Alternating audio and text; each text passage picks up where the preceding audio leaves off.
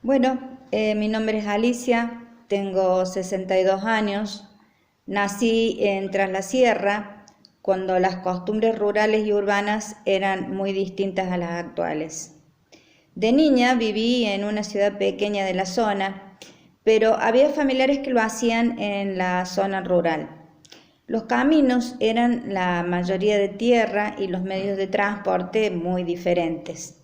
Existía en aquella época el ferrocarril San Martín, que unía aquellos puntos con Buenos Aires, y el viaje se prolongaba por alrededor de 24 horas.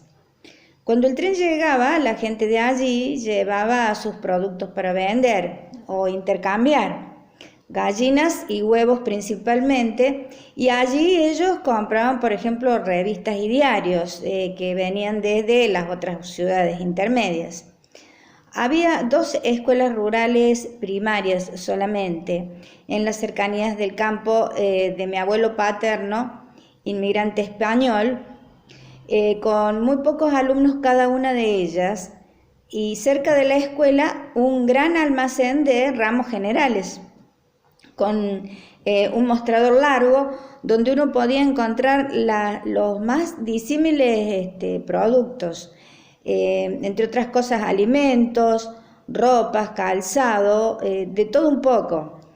La población en su mayoría eran peones rurales y su familia a cargo, muchos carentes de escolarización. Se hacían fiestas patronales en el lugar con varios festejos en honor a su patrona, y también en la misma fecha kermeses organizadas por la cooperadora escolar. Y luego baile con músicos lugareños.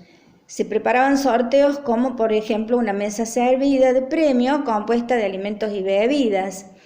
Y me recuerdo embelesada mirando aquella mesa repleta de los manjares lugareños, chivitos asados, gallinas hervidas, pan casero y pasteles salados que tenían como relleno la carbonada de las empanadas, y eran mis preferidos. Los más chicos jugábamos sin parar. Los mayores, en distintos grupos, jugaban a la taba, donde arrojaban un hueso a modo de bocha a diferentes distancias. Jugaban también a las cartas y otros contaban cuentos. No tenían servicios de luz eléctrica, de modo que todo el festejo contaba con distintos faroles a querosene para iluminar el lugar. Las actividades de trabajo del campo eran realizadas con herramientas comunes y manuales, y yo lo único que recuerdo como lo más sofisticado eran los tractores y algún vehículo para traslado, pero en su mayoría sulky y caballo como medio de movilidad. Había sembradíos de alfalfa, algunas parvas de trigo también, y principalmente maíz. También algunos animales vacunos y porcinos, y sí gran cantidad de aves de corral como gallinas, pollos y pavos. Todo cambió a partir de que se levantó el servicio de ferrocarril en aquel lugar. La gente empezó a irse a las ciudades cercanas porque no había gran trabajo, y se produjo un vacío de tradiciones y culturas. Y al menos esa fue mi impresión la última vez que visité el lugar, con gran tristeza y nostalgia, por cierto. Luego, en aquella zona de Tras la Sierra, se generalizó el cultivo de la papa, que en su mayoría enriqueció a unos pocos.